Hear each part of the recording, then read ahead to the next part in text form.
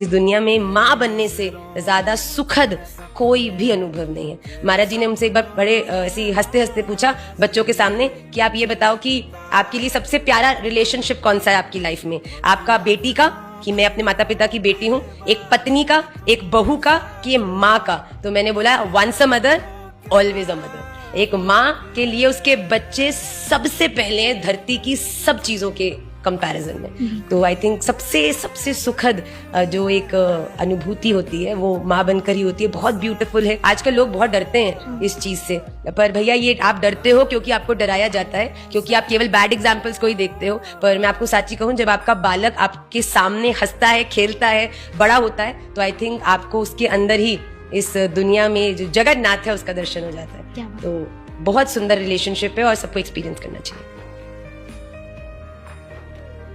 इस दुनिया में माँ बनने से ज्यादा सुखद कोई भी अनुभव नहीं है। महाराज जी ने हमसे एक बार बड़े ऐसी हंसते हंसते पूछा बच्चों के सामने कि आप ये बताओ कि आपके लिए सबसे प्यारा रिलेशनशिप कौन सा है आपकी लाइफ में, आपका बेटी का कि मैं अपने माता पिता की बेटी हूँ, एक पत्नी का, एक बहू का, कि ये माँ का। तो मैंने बोला once a mother always a mother. एक माँ के लिए उसके बच्चे सबसे पहले धरती की सब चीजों के कंपैरिजन में। तो आई थिंक सबसे सुखद जो एक अनुभूति होती है वो माँ बनकर ही होती है। बहुत ब्यूटीफुल है। आजकल लोग बहुत डरते हैं इस चीज से, पर भैया ये आप डरते हो क्योंकि आपको डराया जाता है, क्योंकि आप केवल बैड एग्जाम्पल्स को ही देखते हो। पर मैं आपको सच्ची कहूँ, जब आपका बालक आपके सामने हंसता है, खेलता है, बड़ा होता है, तो आई थिंक आपको उसके अंदर ही इस दुनिया में जो जगन्नाथ है उसका दर्शन हो जाता है। तो बहुत सुंदर रिलेशनशिप है और सबको एक्सपीरियंस करना चाहिए।